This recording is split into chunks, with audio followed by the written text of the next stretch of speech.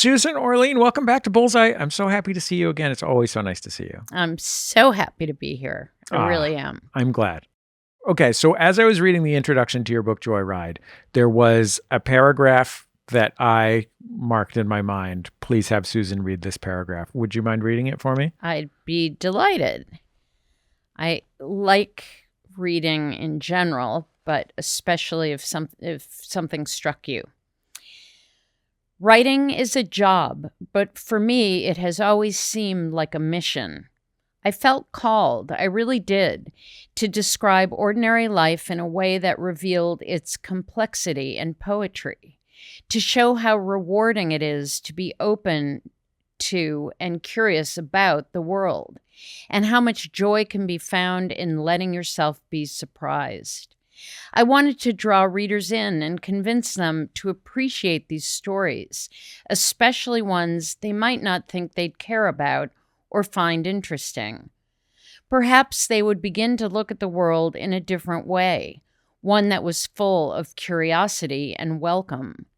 I wanted to be a writer because I wanted to show that any life, closely examined, is complex and can embody both the heroic and the plain. Writing was my effort to make sense of the human experience, of my experience, and I hope that it might bring a reader to understand and maybe even empathize with a life or circumstance that initially might have seemed strange or impenetrable. When I started my career, I didn't know what I was doing. I made lots of mistakes. Some of my early writing was gimmicky and self-conscious, but even then I was sure of why it was important to do it. Writing is the most meaningful thing I've ever done. It's given me my place in the world. Even when it's frustrating and hard, I know how lucky I am. Now, I had to say, Susan, that one of the reasons I picked that out was because it was a sort of mission statement. But then I was like, but this could be a little ponderous and self-conscious and talking about how great writing is, writers talking about how great writing is the worst. But the next paragraph was you saying, but also it's super fun. Right. Right. And in fact, I was very conscious of that ponderousness of saying, oh my God, writing is this and writing is that. When in fact, a huge reason for anyone to do it is that it's really fun. And certainly doing the kind of writing I do where I come up with something I'm curious about and I get to go find out about it, that's really fun. That the crafting of sentences too can be really fun. Obviously very hard. It can feel sometimes unmanageable and insurmountable, but when you write a sentence that you feel really happy with, that is really fun. Give me an example of a thing you've done while reporting that was really fun.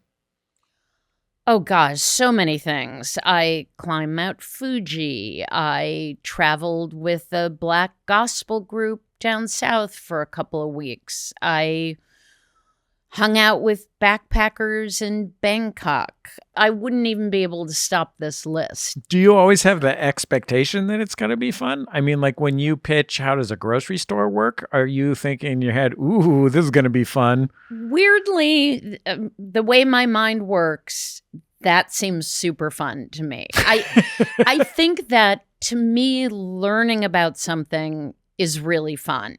And yes, it's easy for me to point to these sort of glamorous things that I've done, travel, places that are, exotic and that not everybody gets to go to. But I find it equally fun to say, I wonder how a grocery store works and spend 6 weeks in a grocery store in Jackson Heights and really learn how the place works.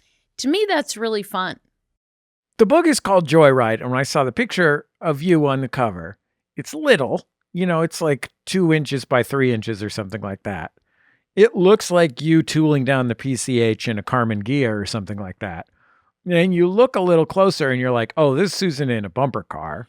Right. And I thought to myself, well, Joyride isn't tooling down the PCH in a Carmen Ghia. Joyride is stealing someone's car and driving it until it runs out of gas and leaving it on the side of the road. And I'm guessing that was a conscious choice to pick that word that means that thing. Yes. I think the appeal of naming the book Joyride was that it did work on a couple of levels. I think for a lot of people, they just think, oh, it's just a fun, that means a ride that you take that's just for pleasure.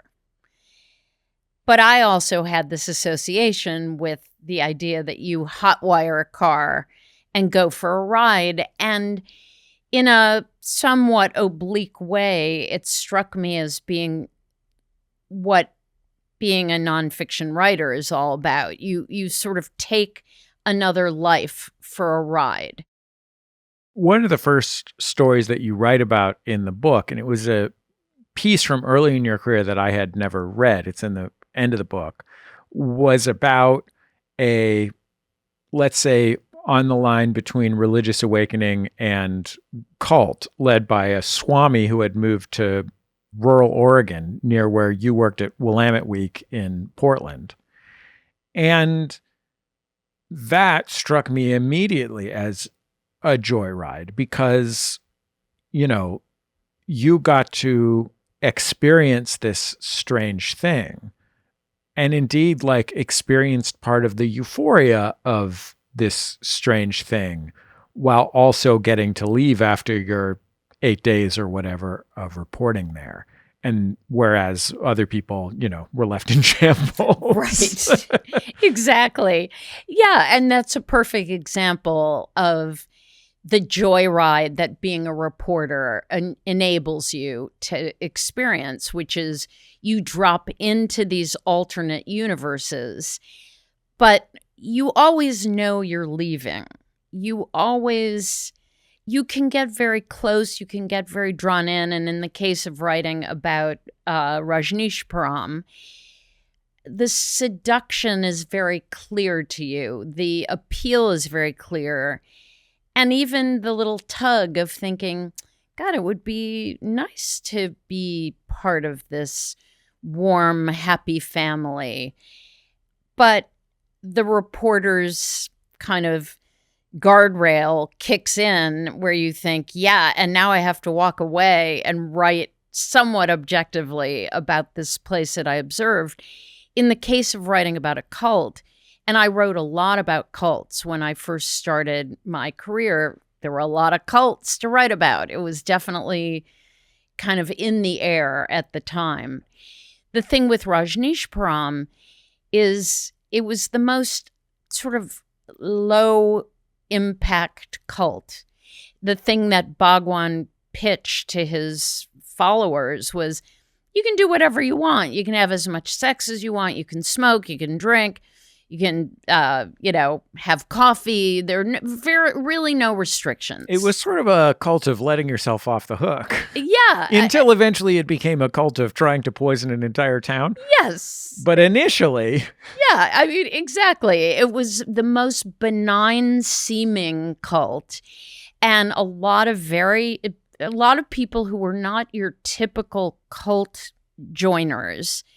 So it got a lot darker the more that was learned about it. But superficially, it was basically a bunch of very attractive, smart people hanging out together. And you think, hey, what could be so bad about that? That seems kind of great.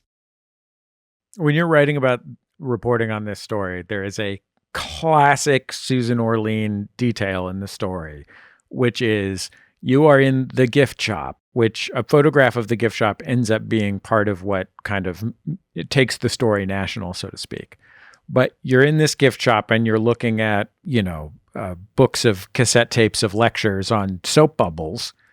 And the guy in front of you in line, as you're buying a notebook or something, is buying condoms. And the guy behind the desk says to him, "Come on, show a little ambition." Right. And puts away a 3-pack and buys a 12-pack. Right. It was, I mean, they were very pro-sex. And it was particularly funny because the amenities in the hotel room, I was staying at the Rajneeshpuram Hotel, and they had soap, and they had a shower cap, and they had a box of condoms. And I have to say, I have never in my many years of being in many hotels around the world have never had condoms as one of the hotel amenities in the bathroom. But that was part of their ethos, which was, sex was great. Everyone should have sex with everyone. And they're selling the condoms in the gift shop. And what I love was the cashier saying to the guy with the 3-pack, "Oh, come on, you can do better than that." You learned from reporting this story the skill that you have sort of obliquely described as we've talked, which is how to become enraptured enough in something to share that enrapturement with the audience, especially when you are becoming enraptured so often with people who are enraptured with a third thing, orchids or whatever, right? But not fall in love with it. Right. So how did you learn that lesson there, and how did you apply it elsewhere in your reporting?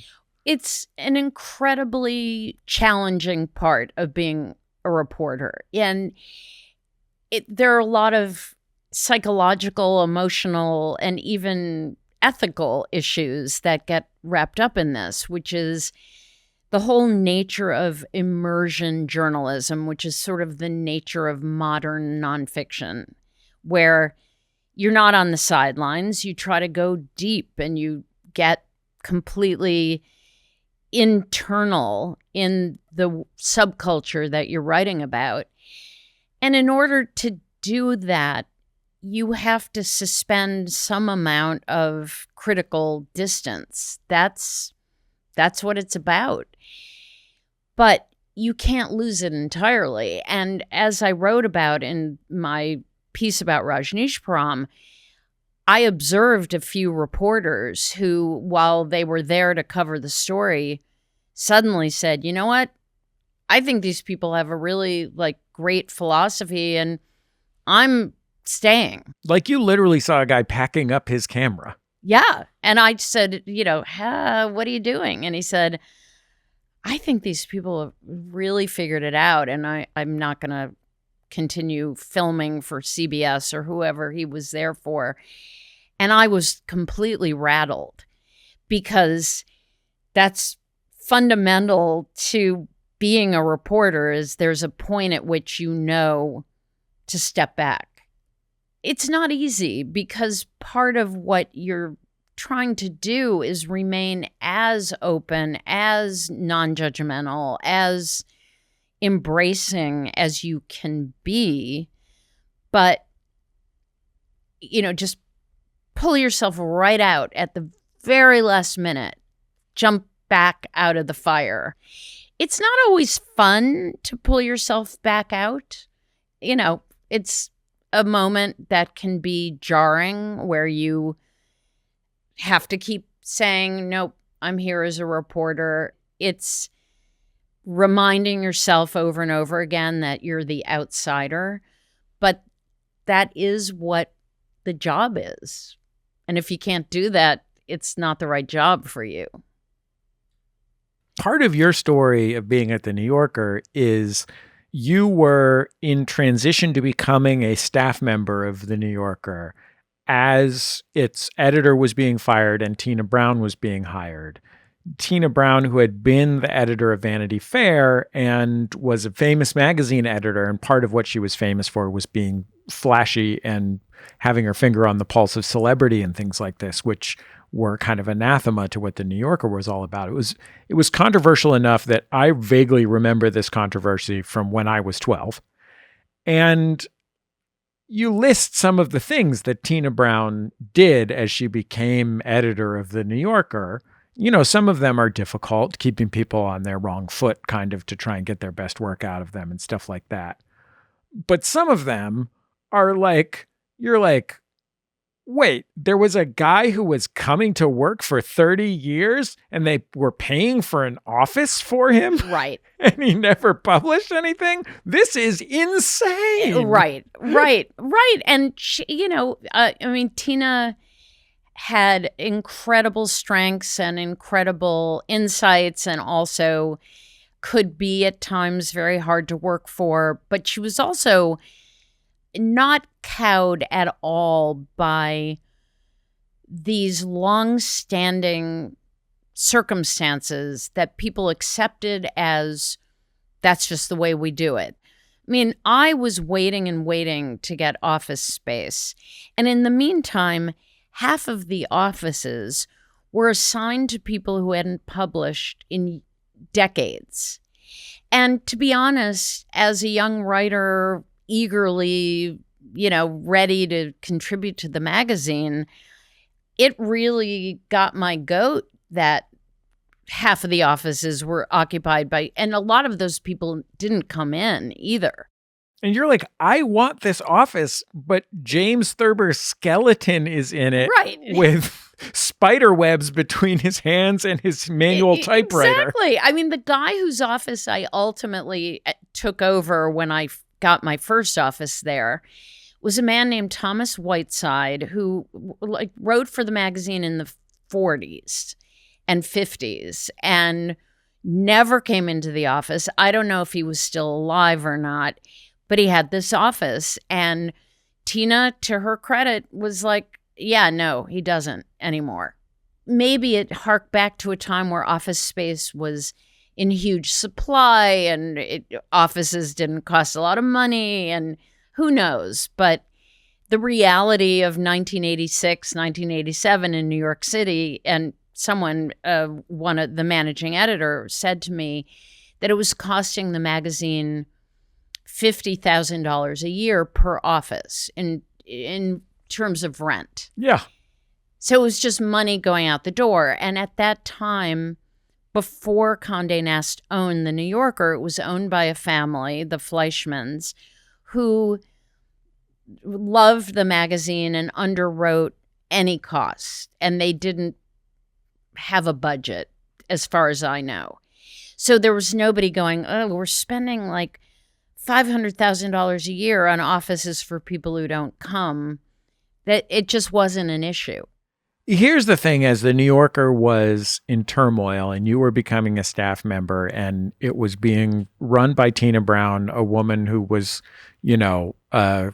known for getting her way, knocking over chairs in the meantime and assigning you to write stories about Marky Mark, that I thought was a special skill and quality of you that might have helped make you successful in that world, even though you wanted to write articles about grocery stores instead of Marky Mark. It was that throughout this book, your story, you are constantly asking for stuff and putting your nose in stuff in a way that I can't imagine doing, right? And granted, you didn't have a contract when a new editor got hired for the New Yorker. You didn't know what you were you didn't know if you were still going to have a job by the time the new editor figured out where the list of people to be fired was to be written. You know what I mean? But at the same time, you had the gumption to go ask for stuff. It's funny because when I wrote the book and took stock of those situations, I tried really hard to remember what was my state of mind that gave me the nerve to just stay the course, even when or to ask for things that seemed unaskable. And some of it, I think, was a kind of brave innocence that I didn't really think I shouldn't, and that I wanted this thing, so why wouldn't I ask for it? But also I was certainly, listen, when Tina came in, I was sure she wouldn't keep me and wouldn't want my kinds of stories at the magazine. Not that I didn't appreciate writing about pop culture, because in fact I always had, and was very comfortable writing about popular culture, which was not so true for everyone at the magazine. So in that way, she and I were quite aligned.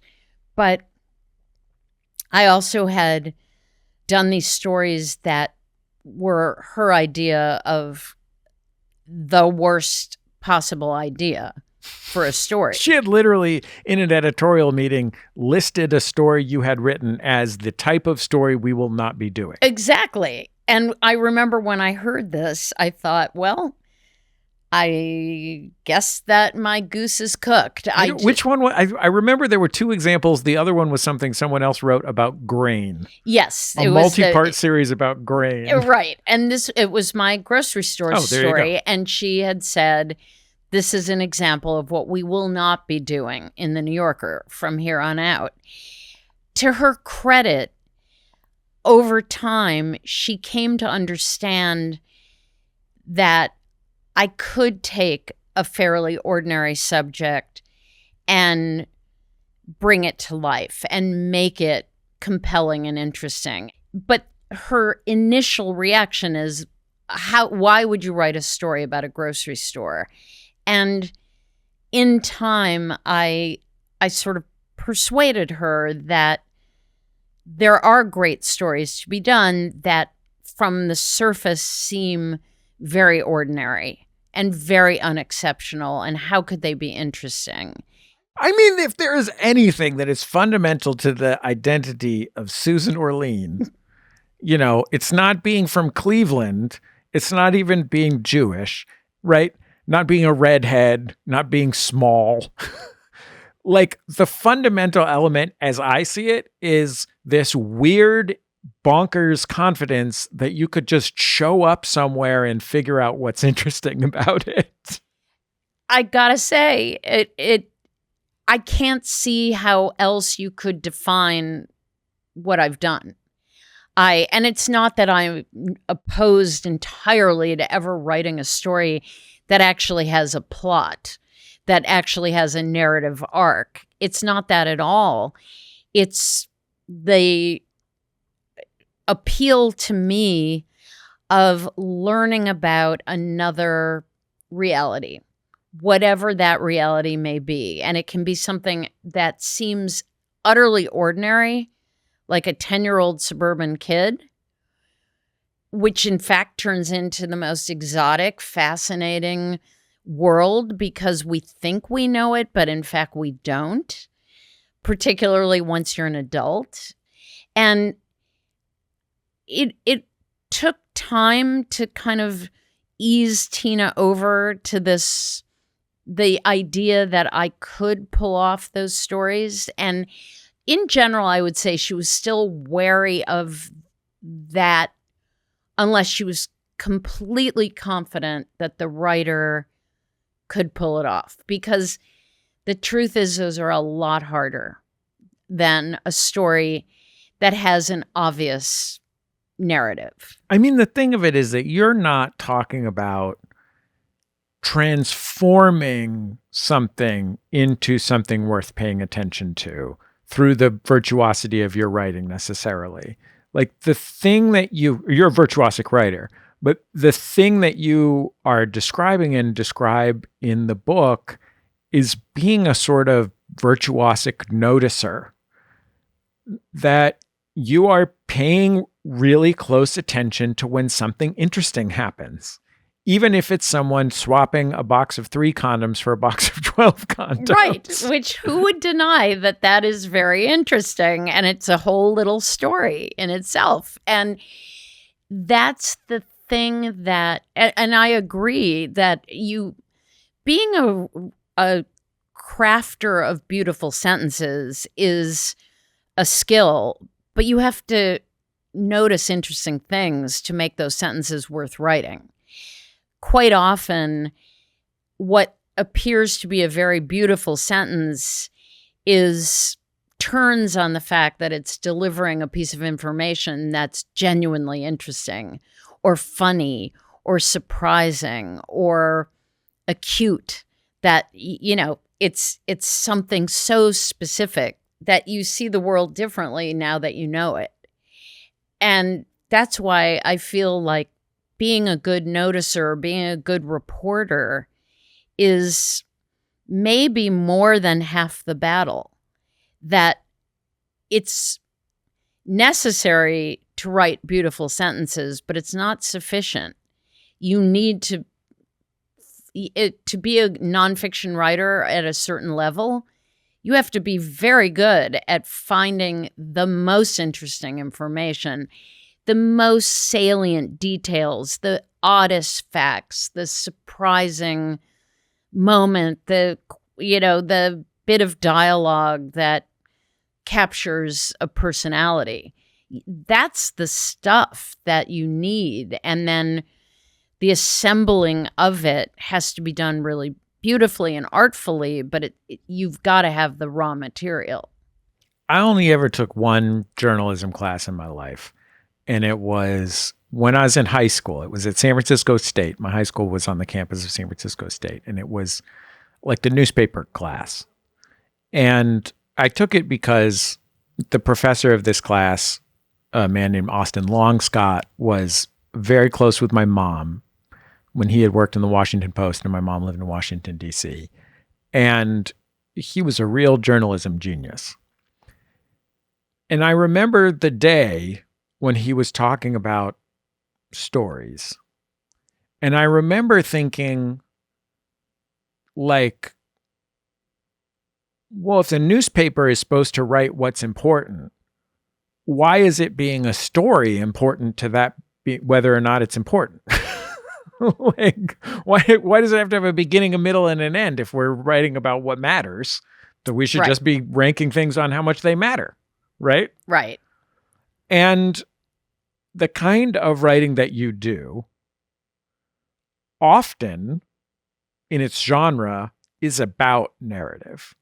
Like, it's often called narrative nonfiction, right? Or if it's not called whatever, new journalism or some other thing like that. But narrative nonfiction, most common name for it. Right. And your pieces are often not particularly narrative. Right. Like, story is often innocent. Like, there's usually story in there, but like, it's often inessential to a really long, I mean, the reason the Orchid Thief became the movie adaptation is because it's not that long on story. Right. In fact, exactly. And there's, of course, the famous line in adaptation where he's complaining about it being that sprawling New Yorker.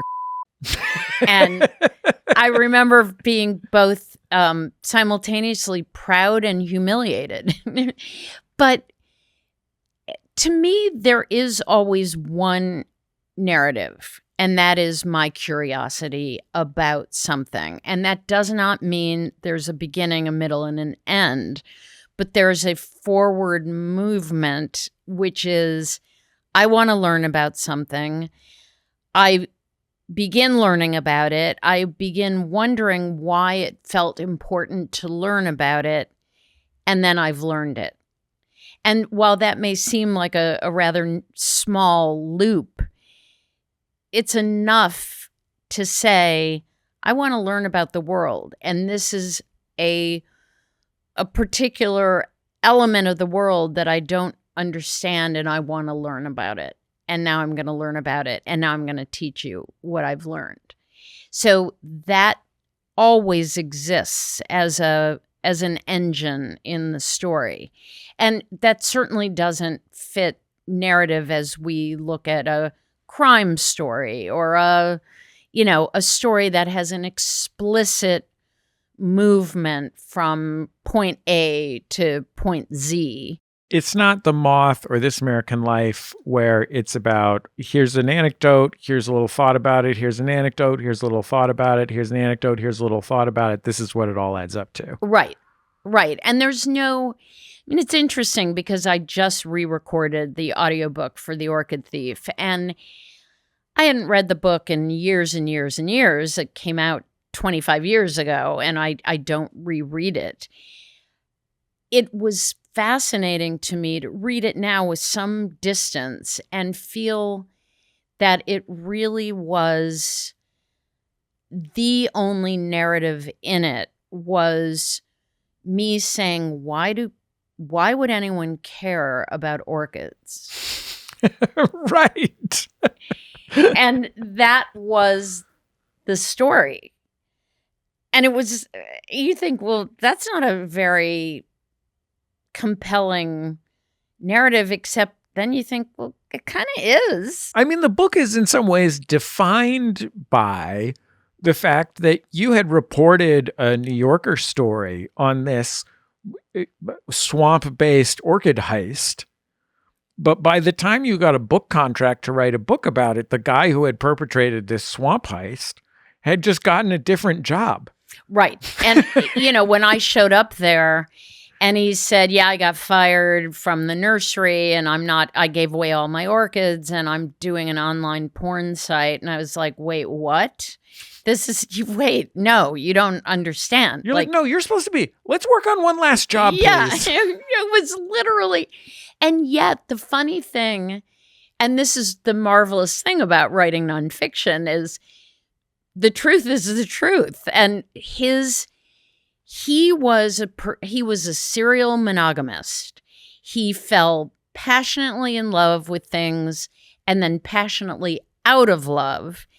And I caught him on the uptick of his passion for orchids and his downtick, where he said, done with orchids.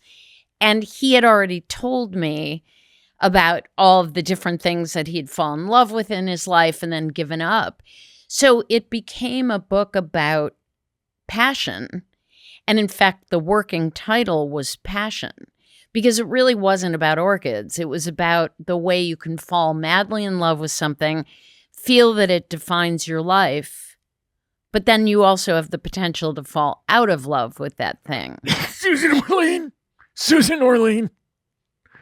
That's you describing yourself, Susan. You're aware, right? Well, that's what was so weird about working on this. There was a day toward the end of the book where I said to LaRoche, the orchid heister, said, look, I haven't seen a ghost orchid yet. I've got to see one, and I'm like done coming down to Florida. So let's go one more time into the swamp, because I had never seen this orchid that he had been so crazy about. We went on one last hike.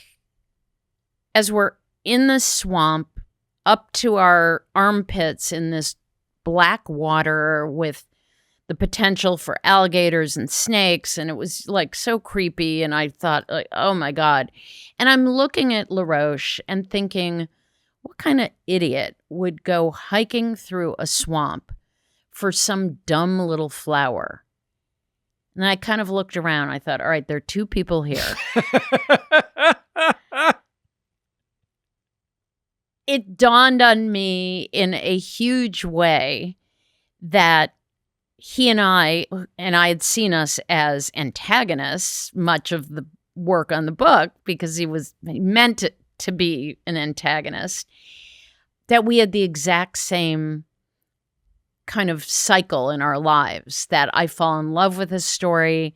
That's all I want to learn about. I'm consumed by it. I read about it. I talk to people about it. That's everything in my whole world. I write the story and I'm done. I never go back to the same subjects. I'm done. And it's not out of any antipathy. It's not that I think, oh, now I hate orchids. It's just, I'm done. I did my book. I learned everything about them.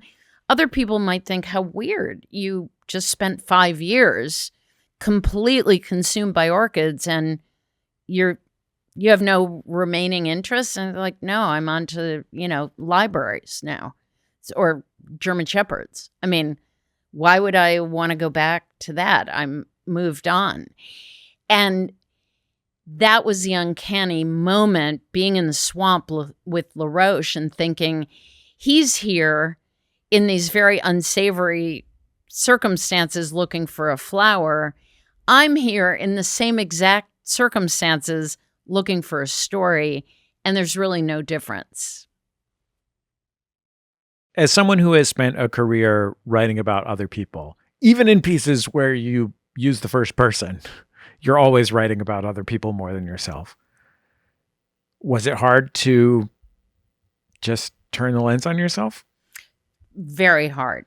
Very, very hard. Very paralyzing at first. I felt like I didn't know how and where to turn my focus. And I had to really feel out how personal was this going to be, how to make myself feel like a worthy subject. And I mean, that may sound funny, but I'm so committed to the mission of sort of illuminating lives that don't often get written about.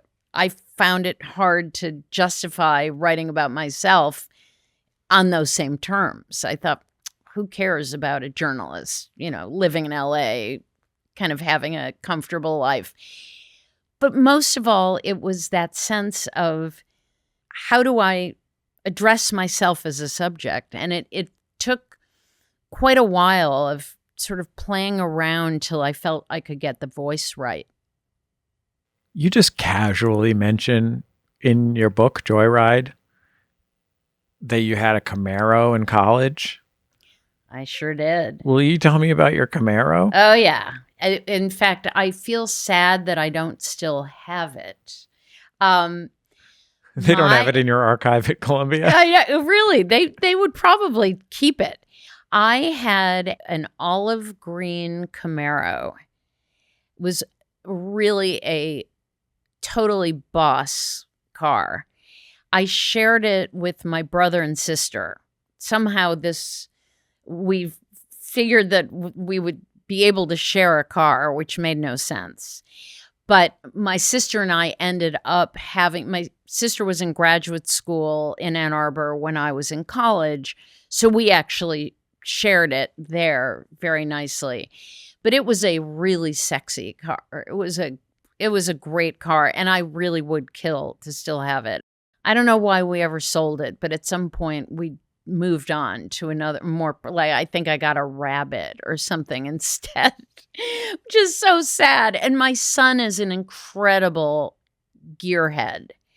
And he once in a while will say, "Mom, why'd you get rid of the Camaro?" And I think, well, at this point it would be a smoldering heap of rust. But I mean, it was a long time ago, but it was a very hot car. I'll tell you what, I drove a El Camino in college, and then I sold it. And later my aunt sold me her El Camino. You can't really go home again. It wasn't the same. I mean, I blame it on I lived in Los Angeles now and I needed better air conditioning.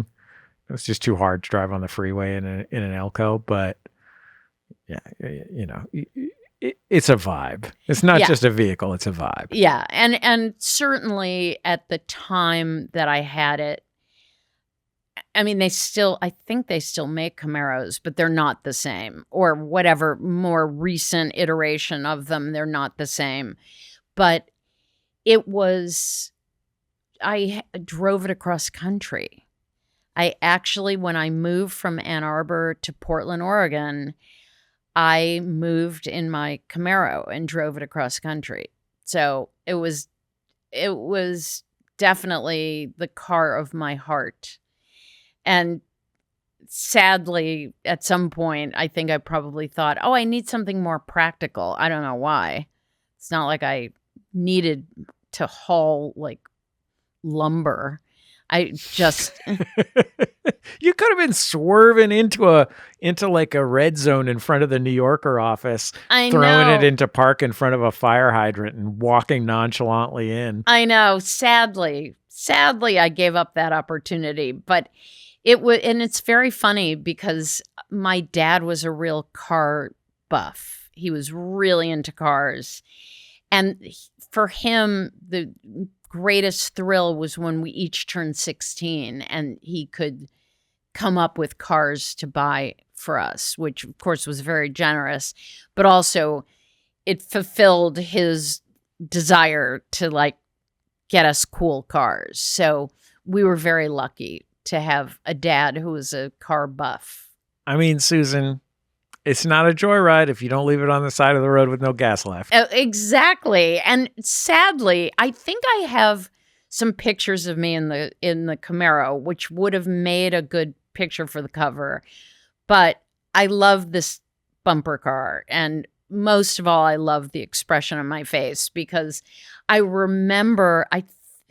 remember if this was Disney World or some other amusement park, but I just remember laughing hysterically. And I mean, what could be more fun than a bumper car? Nothing. Bumper cars rule. I mean, they're the best thing. And all of, you're told you have to drive carefully and you never want to hit another car. And suddenly you're in a situation where all you're doing is hitting other cars.